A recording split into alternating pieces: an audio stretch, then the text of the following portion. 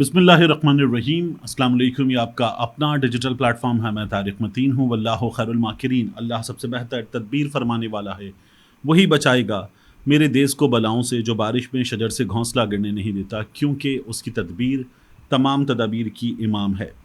अगस्त की 27 तारीख़ है आज के दिन का। ये मेरा आपसे पहला इंटरेक्शन है। सबसे पहले हम बासानी कह सकते हैं काजी फ़ाइज़ ईसा अलविदा। कमोबेश 2 महीने रह गए हैं, एक आध दिन ऊपर नीचे होगा।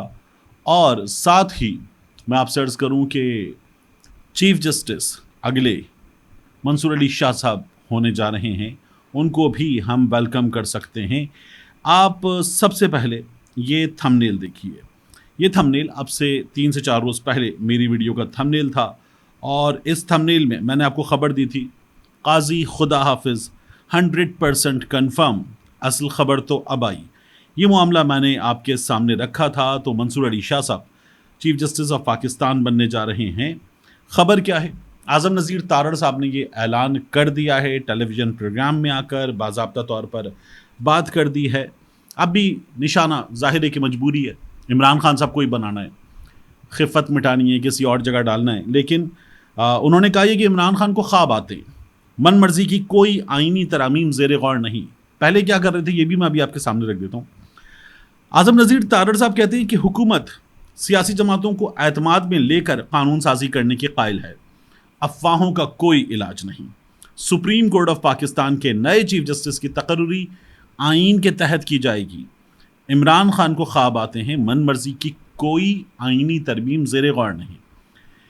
टीवी इंटरव्यू में आज़म नज़ीर तारड़ साहब ये कहते हैं कि पार्लियामेंट का मुश्तरका इजलास ये जो हो रहा है 28 तारीख को, ये तलब करना हुकूमत की ज़िम्मेदारी है। कानून साजी पर बहस के लिए मुश्तरका इजलास का इनेकाद ज़रूरी है।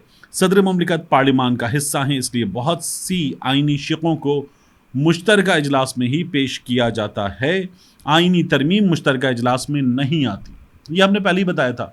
नजम सेठी साहब हुए, कुछ दीगर हुए, वो ये कह रहे थे जी मुश्तरका इजलास में आ जाएगी आइनी तरमीम। तो आइनी तरमीम के लिए कौमी असम्बली सेनेट दोनों हाउसेज़ में अलग अलग इसकी जो इसको पेश होना है। आज़म नज़ीर तारड़ साहब ये कहते हैं कि अगर मौजूदा चीफ जस्टिस ऑफ पाकिस्तान अक्टूबर में रिटायर्ड होते हैं तो उनकी जगह नए चीफ जस्टिस की तकर्री आइन के दायरे कार में रहते हुए ही अमल में लाई जाएगी। इस हवाले से कोई दूसरी गुंजाइश बाकी नहीं है। मुल्क में 18वीं तरमीम के बाद आइन के मुताबिक चीफ जस्टिस ऑफ पाकिस्तान जब भी रिटायर होते हैं तो उनकी जगह सीनियर तरीन प्यूनी जज ही उनकी जगह लेता है। ये तरीक़ाकार किसी शख्स ने नहीं बल्कि हमारे आइन ने दे रखा है। अब ये आज़म नज़ीर तारड़ साहब जो हैं वो बता चुके, उन्होंने एक और जुमला कहा। वो कहते हैं कि मैं पहले ही कह चुका हूँ कि मौजूदा चीफ जस्टिस ऑफ पाकिस्तान अक्टूबर में रिटायर हो रहे हैं, उनकी तौसी में कोई दिलचस्पी नहीं है। इस हवाले से ये कहना महज अफवाह के सिवा कुछ नहीं कि हुकूमत अपनी मर्ज़ी का जज लाने के लिए आइनी तरमीम करना चाहती है। अगर ऐसा हुकूमत को करना होता तो चोरी छुपे कर लेते।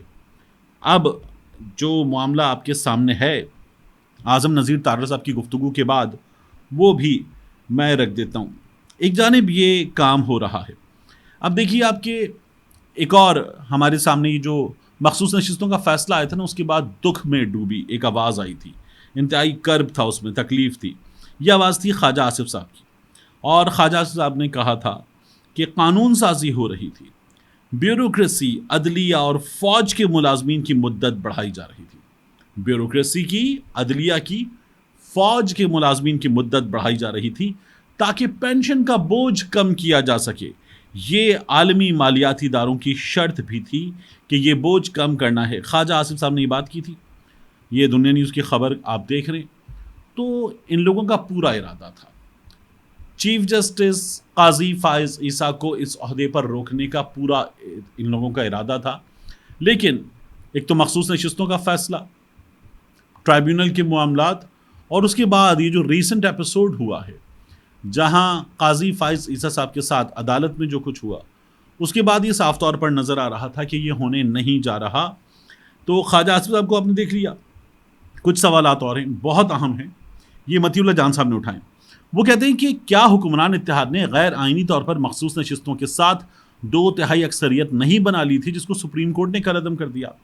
क्या हुक्मरान जमात नून लीग और पीपल्स पार्टी ने अपनी नाम नेहाद دو تہائی اکثریت بحال کرنے کے لیے اضافی نشستیں واپس لینے کے واسطے سپریم کورٹ کے فیصلے کو نظر ثانی میں چیلنج نہیں کیا تھا؟ کیا وزیر قانون اعظم نذیر تارڑ نے، یہ بہت امپورٹنٹ ہے، جوڈیشل کمیشن کے اجلاس میں آئینی پیکج کا باقاعدہ اعلان نہیں کیا تھا، جس کا جوڈیشل کمیشن کی پریس ریلیز میں بھی ذکر تھا؟ قاضی صاحب نے کہا تھا ٹھیک ہے، پھر آگے چلے جاتے ہیں اس اجلاس کو لے کر۔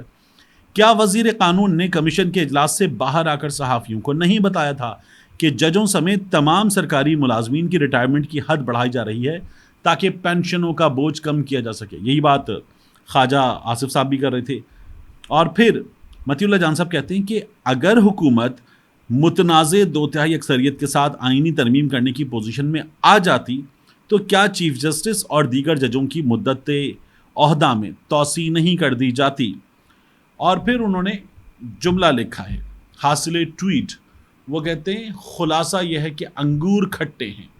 تو حکومت کو جب مخصوص نشستوں کے فیصلے کے نتیجے میں پتہ چل گیا کہ ہماری جعلی دو تہائی اکثریت فارغ ہو گئی ہے اور کچھ بن بھی نہیں پا رہا، تو پھر حکومت نے یہ کوششیں جو ہے وہ ختم کر دی۔ اب بھی کوئی تگڑم قاضی فائز عیسیٰ نہیں تو کوئی اور صحیح، تو نہیں اور صحیح، کچھ نہ کچھ حکومت کرنے جا رہی ہے۔ اس لیے کہ آپ دیکھیے کہ آج کی جو اجلاس میں نور عالم صاحب چیزیں لا رہے ہیں، اس میں وہ to move for leave to introduce a bill further to amend the Constitution of Islamic Republic of Pakistan, یہ نقطہ نمبر 3 ہے، اس میں یہ بات کرتے ہیں۔ پھر نور عالم خان صاحب نقطہ number 7، to move to introduce a bill further to amend the Constitution of the Islamic Republic of Pakistan, پھر یہ اس کی کانسٹیٹیوشن میں امینڈمنٹ کی بات کرتے ہیں۔ پھر نقطہ number 9، to move for leave to introduce a bill further to amend the Constitution of the Islamic Republic of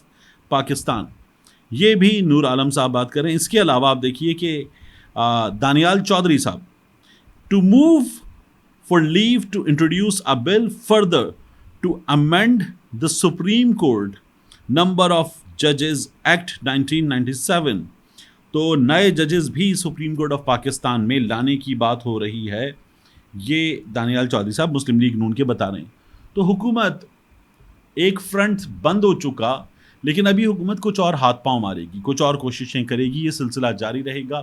ہمارے پاس دوست تو یہ کہہ رہے ہیں کہ منصور علی شاہ صاحب کو بھی مینج کرنے کی حکومت کوشش کر رہی ہے، اور حکومت کو شاید لگتا ہے کہ ان کو مینج بھی کر لے گی۔ اب آ جائیے میاں والی کے حالات پہ۔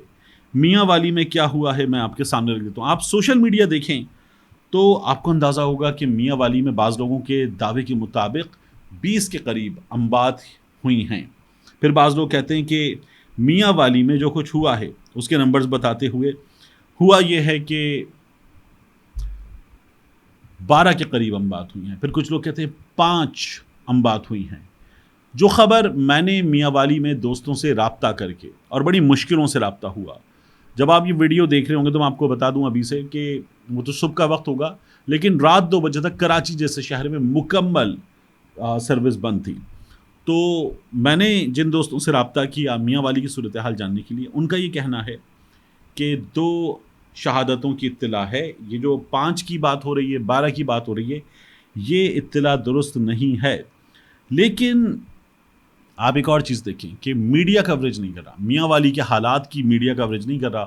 2 مذہبی گروہ آمنے سامنے آئے اور پھر وہاں صورتحال بگڑ گئی۔ اب اس صورتحال میں جو میاں والی کے تاجروں کی انجمن ہے وہ کہتی ہے کہ ڈی پی او اور ڈی سی او ان کو فوری طور پر ہٹایا جائے، اور تنازع ان 2 افسران کی بد انتظامی کی وجہ سے پیش آیا ہے، تو ان دونوں کو فوری طور پر ان کے عہدوں سے ہٹا دیا جائے، یہ ڈیمانڈ ہمارے سامنے آ رہی ہے۔ آخری چیز میں آپ کے سامنے رکھوں، علی امین گنڈاپور صاحب نے، خیبر پختونخوا کے وزیر اعلیٰ نے انٹرویو دیا ہے مہر بخاری صاحبہ کو۔ دنیا نیوز انہوں نے جوائن کر لیا، اپنا شو انہوں نے شروع کر دیا۔ مہر بخاری صاحبہ نے یہ جو سب سے بڑا مسئلہ تھا نا کہ عمران خان سے بات کس کی ہوئی، یہ سوال کیا اور پوچھا کہ آپ سے رابطہ کس نے کیا تھا، تو علی امین گنڈاپور صاحب نے کہا کہ ظاہر ہے اسٹیبلشمنٹ نے، جو ملک چلا رہے ہیں وہی رابطہ کرتے ہیں۔ گنڈاپور صاحب نے یہ بتایا، انہوں نے یہ بھی کہا کہ جب مجھ سے کہا گیا کہ آپ اس سلسلے میں عمران خان صاحب تک پیغام پہنچائیں، لے کر آئیں، تو انہوں نے کہا کہ نہیں، میں تو نہیں چاہتا، آپ کسی اور کو لے جائیں، ان سے بات کروائیں. اور گنڈاپور صاحب کہتے ہیں کہ میں عمران خان کے سامنے اس معاملے میں اس طرح سے صبح اتنے بجے میں نہیں کروں گا. تو پھر اعظم سواتی صاحب گئے تھے اور اعظم سواتی صاحب عمران خان صاحب سے ملے بھی اور باہر آ کر انہوں نے اعلان بھی کیا صاف طور پر کہ جو جلسہ ہے وہ کینسل ہو گیا. تو علی امین گنڈاپور صاحب کہتے ہیں اسٹیبلشمنٹ ملی تھی. اب آپ کچھ مخصوص صحافی دیکھیں، یہ مخصوص صحافی جو ہیں چننے مننے، یہ کہہ رہے ہیں کہ نہیں، نہ تو اسٹیبلشمنٹ کے کسی سورس نے عمران خان سے رابطہ کیا، نہ اسٹیبلشمنٹ کا کوئی سورس عمران خان سے اب بھی رابطہ کرنا چاہتا ہے، بلکہ عمران خان کے لیے ایک شدید ڈس لائکنگ موجود ہے اور کوئی رعایت عمران خان کو نہیں ملے گی. بندہ ان سے پوچھے کہ کیا رعایت بھی اسٹیبلشمنٹ کو دینی ہے، کیا عمران خان سے معاملات طے بھی اسٹیبلشمنٹ کو کرنے، کیونکہ یہ تو عدالت کے کرنے کا کام ہے. مگر ہمارے ہاں چاپلوس صحافی ایسے ہیں کہ وہ یہ تمام اعلانات خود کرتے، وہ اعلانات جو وہاں سے نہیں ہوتے کہ ہماری سیاست میں پریزنس کم سے کم ہونی چاہیے، وہ اعلانات یہ لوگ کرتے ہیں اور ان کا یہ سلسلہ اب تک جاری ہے. ملتے ہیں انشاءاللہ آپ سے اگلی ویڈیو میں.